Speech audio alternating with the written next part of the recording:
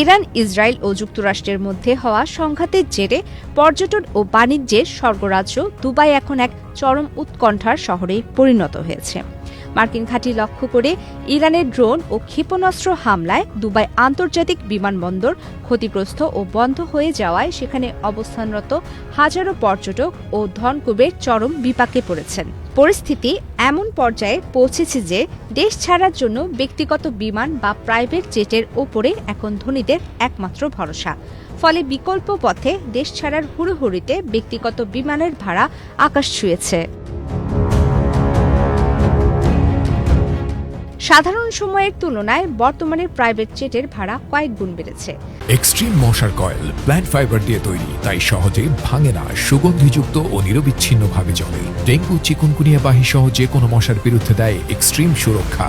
Mascot ভিত্তিক brokerage প্রতিষ্ঠান jet brief জানিয়েছে, ইস্তাম্বুল যাওয়ার জন্য একটি ছোট জেটের ভাড়া এখন ৮৫,০০০ ইউরো বা বাংলাদেশি মুদ্রায় প্রায় ১,২২,০০,০০০ টাকা। এই ভাড়া স্বাভাবিকের সময়ের চেয়ে ৩ গুণ বেশি। অন্যদিকে মস্কোগামী চার্টার বিমানে একজন যাত্রীর সিট ভাড়া পড়ছে ২০,০০০ ইউরো। এমনকি সৌদি আরবের রিয়াদ থেকে ইউরোপের ফ্লাইটের ভাড়া $৩.৫ লাখ গিয়ে ঠেকেছে।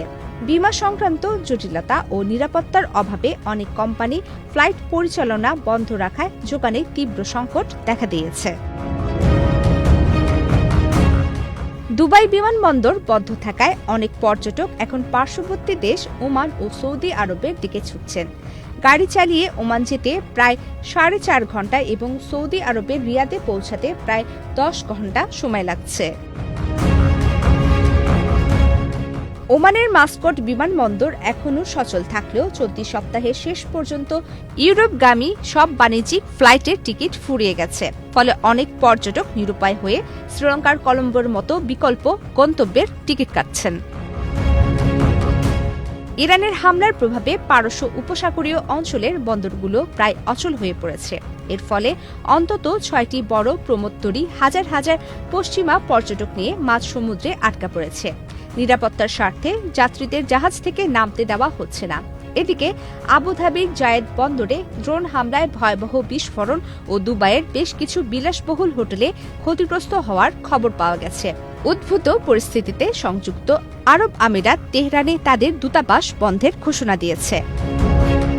এই বিশৃঙ্খল পরিস্থিতির মধ্যে ইতালি প্রতিরক্ষা মন্ত্রী গুইদো ক্রেসোতো সরকারি বিমানে করে একাই দেশে ফেরায় ইতালিতে তীব্র রাজনৈতিক বিতর্ক শুরু হয়েছে। শত শত নাগরিক দুবাইয়ে আটকা থাকলেও মন্ত্রীর এভাবে ফিরে আসাকে কেন্দ্র করে তার পদত্যাগ দাবি করেছে বিরোধী দলগুলো। অন্যদিকে দুবাই পর্যটন বোর্ড হোটেলগুলোকে পর্যটকদের থাকার মেয়াদ বাড়ানোর নির্দেশ দিলেও অনেক রুশ পর্যটক অভিযোগ করেছেন যে হোটেল কর্তৃপক্ষ হয় বাড়তি টাকা দাবি করছে অথবা তাদের রিসোর্ট ছেড়ে চলে যেতে বাধ্য করছে। প্রমিতি কিবরিয়া ইসলাম, বাংলাদেশ প্রতিদিন।